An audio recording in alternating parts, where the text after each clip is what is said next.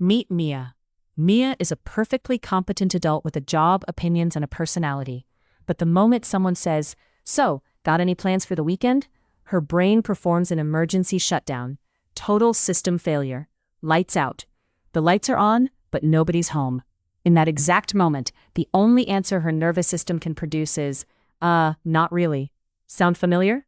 If you're highly sensitive, introverted, shy, or someone whose brain occasionally takes an unscheduled coffee break during conversations, welcome. You're among friends. Today, we're building your small talk survival kit. Not because you need to become the life of the party, but because sometimes it's nice to know what to say before your brain decides to leave the chat. And if you'd like a little extra help, you'll find a link in the description to my free booklet, The Introvert's Guide to Small Talk, 50+ no-panic conversation starters for any social situation. Here's the secret nobody tells you.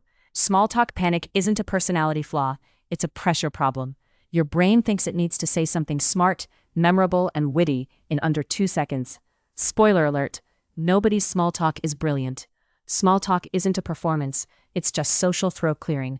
Its only job is to make both people comfortable enough to keep talking. Once you stop trying to win the game of small talk, it gets a lot easier. So let's build your kit. Tool number 1, pass the mic. Here's a little secret. People love talking about themselves. You don't need fascinating stories, you just need curiosity. Instead of panicking because you don't know what to say, become a professional question asker. How did you get into that? What's been keeping you busy lately?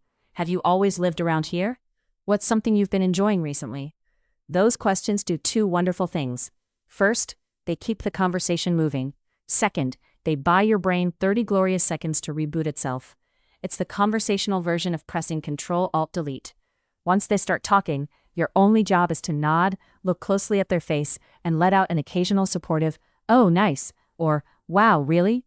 Congratulations, you are now a masterful conversationalist, and you have said exactly 12 words. But what happens if you ask a question, they only respond with a 1-word answer, and the conversation grinds to a screaming halt? Cue the cricket sounds. Don't panic. Enter tool number 2. 3 tiny stories. Have 3 little personal anecdotes ready. Not 30. 3 little everyday moments you've already decided are safe to tell. Maybe you tried a new coffee shop. Maybe your dog did something ridiculous. Maybe you attempted to assemble IKEA furniture and lost a battle with an Allen wrench. Nothing dramatic. Ordinary stories are surprisingly comforting. You don't need adventures worthy of a Netflix documentary. You just need tiny moments people can relate to. Tool number 3, the observational bounce. If you're a sensitive person, your superpower is that you notice details other people miss. Use this to your advantage. Look for a visual anchor in your immediate surroundings, or on the person themselves. Did they bring a unique travel mug? Oh, I love the color of your mug. Where did you find it? Are they wearing an interesting tie or necklace? That's a cool necklace. What's the story behind it? Is the break room microwave making a sound like a jet engine? I think this microwave is about to blast off into outer space. The formula is simple. Observation, a light opinion, then a question. That's it. You don't need a clever take on world events. You just need eyeballs and a mouth. Tool number 4, the escape route. Let's say you're hiding out in the company break room, completely out of juice. Your social battery isn't just low, it's blinking red at 2%. You don't want to pass the mic. You don't want to admire a necklace. You just want to take your coffee and escape back to your desk. Many sensitive souls get stuck in small talk because they think it's rude to end the conversation. So they stay, the silence gets awkward, and they leave feeling miserable. You need an honorable escape route. The secret to a polite exit is to pair a compliment with your getaway. You don't just walk away. Try this. "Well, I should probably let you get back to your day, but it was so good catching up for a minute." Or the classic workplace shield. "I'd better get back to my desk before my inbox explodes, but have a wonderful rest of your day." Notice what you did there. You didn't say, "I'm uncomfortable and must leave." You framed the exit as a courtesy to their time, or a necessity of your schedule. It's polite, it's professional, and it gives you a clean getaway. Tool number 5, radical honesty. Now what if your mind goes so blank that even these tools evaporate? That's when you pull the emergency lever. Radical honesty. Just say the true thing. Honestly, my brain just went completely blank. Admitting you're blanking is relatable, not embarrassing. Everyone has felt it.